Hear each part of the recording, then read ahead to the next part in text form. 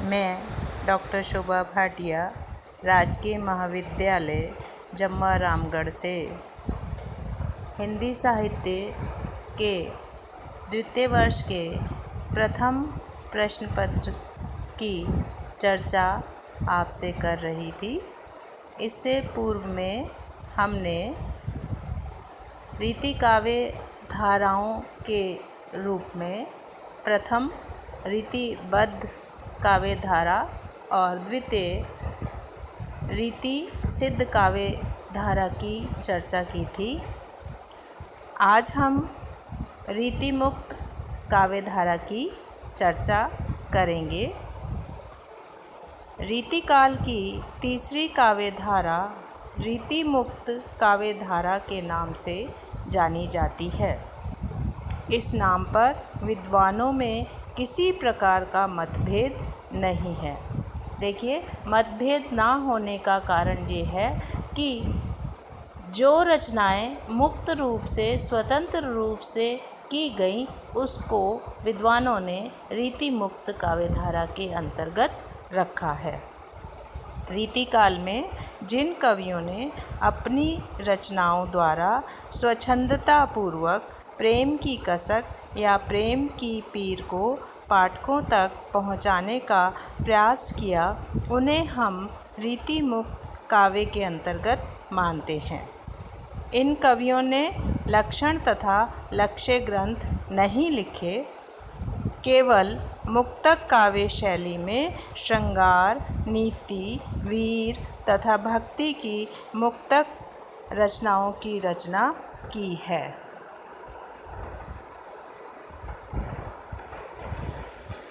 कहने का तात्पर्य ये है कि रीति मुक्त काव्य धारा के कवियों ने रीतिबद्ध कवियों की तरह लक्षण ग्रंथों की रचना नहीं की और ना ही रीति सिद्ध कवियों के समान इन्होंने लक्ष्य ग्रंथ लिखे हैं, अपितु स्वतंत्र रूप से रीतिकाल की काव्य धारा में श्रृंगार को अपनाते हुए श्रृंगार की रचनाओं के साथ नीति, वीर तथा भक्ति की रचनाएं भी की हैं। ऐसे कवियों में घनानंद, बोधा, आलम, भूषण, ठाकुर, सूदन, वृंद तथा गिरधर आदि कवियों के नाम प्रमुखता से लिए जाते हैं। इस काव्य धारा को स्वच्छंद काव्य धारा भी कहा जाता है। अभिव्यक्ति के क्षेत्र में स्वच्छंदतावादी काव्य व्यंजना प्रदान होती है। स्वच्छंद काव्य धारा कहने से तात्पर्य यही है कि क्योंकि इन कवियों ने स्वतंत्रता पूर्वक बिना नियम माने रीतिकाल की विशेषताओं को अपनाते हुए भी उनके बंधनों को स्वीकार नहीं किया, इस वजह से इन्हें स्वच्छंदतावादी कवि कहा गया। इनकी रचनाओं में सांकेतिकता अधिक होती है। सांकेतिकता से मतलब है कि अपनी बात को संकेत रूप में ही यह पाठक के सामने प्रस्तुत करते हैं। इसलिए थोड़ी बहुत मात्रा में रहस्यवाद की प्रवृत्ति भी उसमें आ जाती है। इस काव्य में रूप सज्जा की प्रधानता नहीं होती। व्यक्तिगत अनुभूतियों की यथार्थ अभिव्यक्ति पर कवि की पूर्ण दृष्टि रहती है। इसके बारे में विद्वान विक्टर ह्यूगो ने कहा है कि स्वच्छंदतावादी काव्यों को हम रूढ़ियों से मुक्त मानते हैं। रूढ़ियों से मुक्त तात्पर्य वही है कि रीतिबद्ध और रीति सिद्ध कवियों के नियमों को इन्होंने नहीं माना।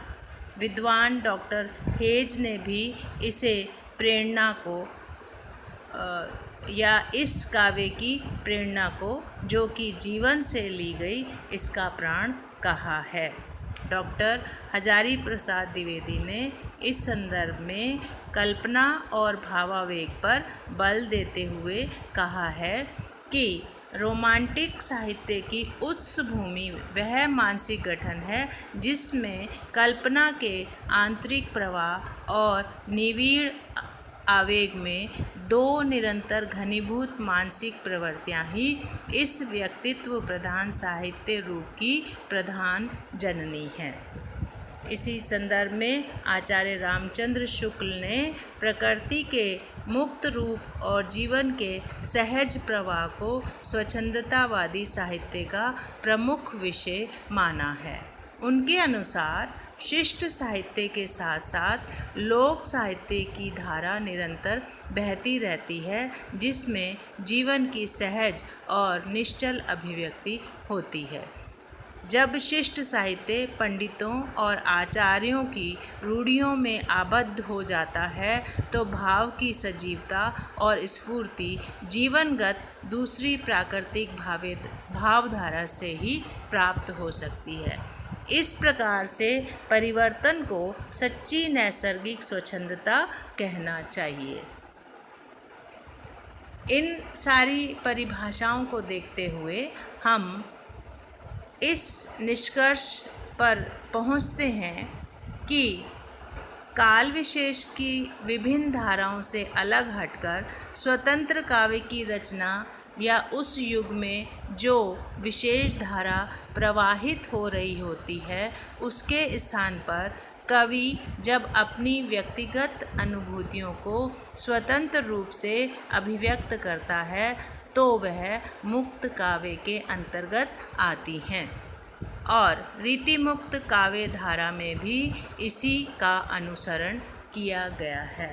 कहने का तात्पर्य ये है कि जो मुख्य धारा उस काल में प्रवाहित हो रही होती है उसके स्थान पर जब कवि अपनी स्वयं की अनुभूतियों को या व्यक्तिगत अनुभूतियों को उन नियमों का पालन न करते हुए स्वेच्छा से अपनी रचनाएं प्रस्तुत करता है तो वह मुक्त काव्य या स्वच्छंद काव्य कहलाती हैं। रीतिबद्ध और रीति सिद्ध काव्य धारा के स्थान पर इन कवियों ने जो स्वतंत्र अभिव्यक्ति दी है उसे ही हम रीति मुक्त काव्य धारा के अंतर्गत रखते हैं।